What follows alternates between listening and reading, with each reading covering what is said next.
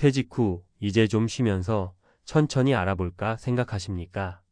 매일 아침 울리던 익숙한 알람이 침묵하고 평일 오전에 찾아온 그 고요함은 어떤 마감의 압박보다 무겁게 느껴질 수 있습니다. 그리고 바로 그 안일함이 얼마나 위험한 생각인지 우리는 곧 깨닫게 됩니다.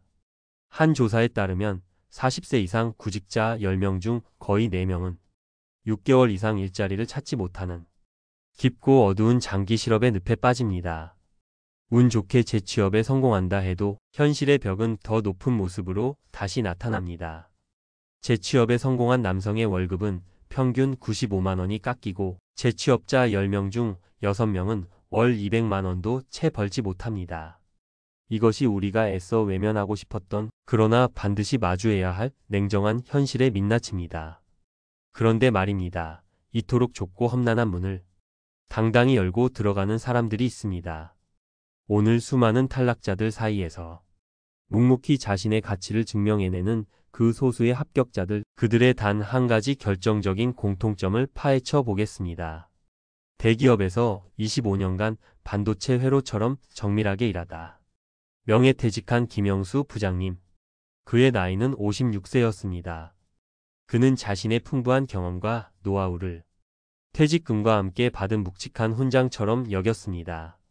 이 정도 경력이면 어디든 나를 알아주는 곳이 있겠지. 그는 어쩌면 당연한 수순으로 존경받는 컨설턴트나 중견기업의 임원으로 제2의 인생을 시작하는 자신의 모습을 그렸습니다. 그는 과거에 함께 일했던 협력업체 사장들에게 안부 전화를 돌리고 이름 있는 헤드헌터에게도 연락했습니다. 당연히 자신의 경력에 걸맞은 관리 자급, 직책만을 원했습니다. 하지만 현실은 그의 예상과 달랐습니다. 처음 몇 번의 거절은 그저 운이 없었을 뿐이라고 생각했습니다. 하지만 몇 달이 지나 반년이 되고 50대 재취업 평균 소요 기간이라는 13개월이 가까워오자 그의 자신감에는 서서히 균열이 가기 시작했습니다.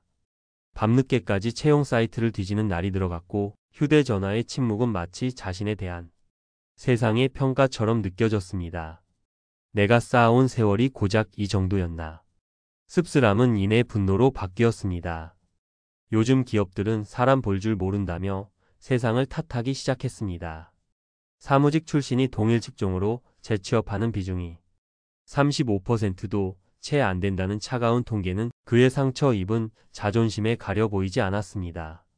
그러던 어느 날 기적처럼 한 중견기업에서 면접 제의가 왔습니다. 마지막 기회일지 모른다는 생각에 그는 옷장에서 가장 좋은 양복을 꺼내 입었습니다. 하지만 면접장에 들어선 그를 맞이한 것은 30대 후반으로 보이는 젊은 팀장이었습니다. 그가 한창 프로젝트를 이끌며 밤을 새울 때 어쩌면 대학생이었을지도 모를 젊은 면접관이었습니다.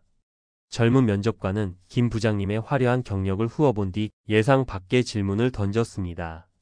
최근에 사용해 보신 온라인 협업 툴이 있으신가요? 저희는 모든 업무를 클라우드 기반으로 진행해서요. 김 부장님은 순간 당황했지만 이내 관리자의 여유를 되찾으려 애쓰며 말했습니다. 그런 실무적인 건 아랫사람들이 하는 거죠. 저는 큰 그림을 보고 조직을 이끄는 사람입니다. 면접관의 표정은 미세하게 굳어졌습니다. 결과는 역시나 탈락이었습니다. 김 부장님의 실패는 단순히 나이 때문이 아니었습니다. 그는 여전히 자신을 결제하고 지시하는 관리자로만 생각했습니다. 시대의 변화를 읽고 새로운 것을 배우려는 자세, 젊은 세대와 수평적으로 소통하려는 노력이 부족했습니다. 그의 시선은 영광스러웠던 과거에만 머물러 있었던 것입니다. 여러분이라면 이 상황에서 어떤 선택을 하셨을 것 같나요? 여기 또 다른 한 사람이 있습니다. 중견기업 총무팀에서 28년간 묵묵히 일하다 58세에 퇴직한 박선영 씨. 그녀는 퇴직 후 며칠간 깊은 상실감에 빠졌습니다. 첫 주는 해방감에 즐거웠지만 둘째 주가 되자 텅 빈 집안에 홀로 남겨진 자신이 낯설게 느껴졌습니다. 옷장 안에 걸린 정장들이 마치 과거의 유물처럼 보였습니다. 하지만 그녀는 주저앉아 있을 수만은 없었습니다. 두꺼운 이력서를 채우는 대신 그녀는 자신에게 다른 질문을 던졌습니다. 지금 당장 내가 할 수 있는 일은 무엇일까? 내가 필요한 곳은 어디일까? 그녀는 평소 자주 가던 동네 도서관과 주민센터를 꾸준히 방문했습니다. 책을 빌리고 프로그램에 참여하며 사람들과 얼굴을 익혔습니다. 그러다 우연히 주민센터에서 한 어르신이 복잡한 서류 앞에서 쩔쩔매는 것을 보고 다가가 도와드렸습니다. 서류 작성을 마친 어르신이 그녀의 손을 잡으며 정말 고맙다고 했던 그 한마디가 지난 몇 년간 들었던 어떤 칭찬보다 그녀의 마음을 크게 울렸습니다. 그 순간 그녀는 깨달았습니다. 자신의 가치는 직함이나 연봉이 아니라 누군가에게 필요한 사람이 되는 것에 있다는 것을요. 그날 이후 그녀는 주민센터 게시판에서 마을 커뮤니티 활동가를 모집한다는 작은 공고를 발견했습니다. 큰 보수가 있는 일도 아니었고 화려한 직함도 없었습니다. 그녀는 망설이지 않고 담당자에게 바로 전화를 걸어 자신의 참여 의지를 적극적으로 밝혔습니다. 그녀의 화려한 경력 대신 성실해 보이는 인상과 무엇이든 배우려는 적극적인 태도가 담당자의 마음을 움직였습니다. 그녀는 이력서 한 장 없이 새로운 일을 시작하게 되었습니다. 최근 온라인상에서 화제가 되었던 이력서 없이 재취업한 사람들의 이야기처럼 재취업은 때로 기회가 아니라 관계에서 온다는 사실을 몸소 증명한 것입니다. 자, 지금까지 우리는 과거에 갇혀있던 김 부장님의 안타까운 사례와 현재를 살아낸 박선영 씨의 지혜로운 선택을 살펴봤습니다. 하지만 지금부터가 진짜 중요합니다. 두 사람의 운명을 가른 차이는 무엇이었을까요? 스펙이나 경력이 아니었습니다. 바로 자신의 정체성을 과거의 직함이 아닌 현재의 학습자와 미래의 기여자로 재정의하는 태도입니다. 이것이 바로 10%의 벽을 뚫는 사람들의 유일한 공통점입니다. 이러한 태도는 구체적으로 6가지 행동 원칙으로 나타납니다. 첫째, 실패를 좌절이 아닌 교훈으로 삼는 긍정적인 태도를 가집니다. 닫힌 문을 보며 좌절하는 것이 아니라 다른 열쇠를 찾아 나서는 회복 탄력성입니다.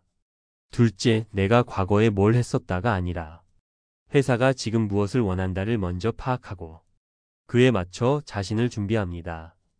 이것은 과거의 이력서가 아닌 미래를 위한 제안서를 쓰는 것과 같습니다. 셋째, 나이를 핑계 대지 않고 지속적으로 학습합니다. 한 보도에 따르면 최근 중장년 재취업 성공 사례에서는 전기, 기계, 조리 같은 기술 자격증을 취득해 아예 다른 분야로 전환하는 경우가 많다고 합니다. 새로운 기술은 적이 아니라 나의 경험을 빛내줄 새로운 도구일 뿐입니다. 넷째, 젊은 세대를 가르치려 드는 대신 그들의 언어를 배우고 협업하는 소통 능력을 갖춥니다. 지시의 언어를 내려놓고 협력의 언어를 배우는 것입니다. 다섯째, 단정한 외모와 바른 자세에서 나오는 자신감 있는 태도는 그 어떤 경력보다 강력한 무기가 됩니다.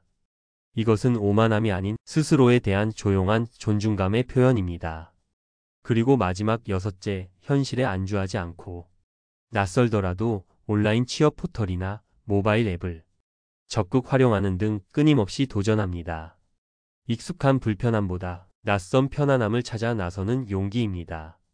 결국 재취업의 성패는 과거의 이력서 한 장이 결정하는 것이 아닙니다. 모든 것을 내려놓고 다시 배우겠다는 겸손한 학습자의 자세, 그리고 조직의 크기와 상관없이 무엇이든 기여하겠다는 성실한 기여자의 태도. 이 두 가지 마음가짐이 바로 당신을 합격으로 이끌 단 하나의 열쇠입니다. 지금 당장 당신의 낡은 이력서를 잠시 덮어두십시오. 대신 오늘 내가 새롭게 배울 수 있는 것은 무엇인지, 내가 가진 경험으로 주변에 어떤 작은 도움이라도 줄 수 있는 일은 없는지 한번 생각해 보십시오. 그 작은 시작이 당신의 제2의 인생을 여는 거대한 문이 될 것입니다. 당신의 지난 30년은 결코 헛되지 않았습니다. 그 시간은 당신이라는 나무에 깊고 튼튼한 뿌리를 내리게 했습니다. 이제 그 뿌리로부터 누구도 예상치 못했던 새로운 가지와 잎을 틔울 시간입니다. 기억하십시오. 당신은 여전히 충분히 가치 있는 사람입니다. 오늘 내용이 도움이 되셨거나 비슷한 고민을 하고 계신 분들이 있다면 댓글로 여러분의 소중한 생각과 경험을 나눠주시길 바랍니다. 서로의 이야기가 모여 우리 모두에게 큰 힘과 지혜가 될 것입니다. 여러분의 새로운 시작을 응원하며 구독과 좋아요, 알림 설정으로 저희 채널과 계속 함께 해주신다면 더 좋은 내용으로 보답하겠습니다. 여러분의 지지와 응원이 저희에게는 가장 큰 힘이 됩니다. 감사합니다.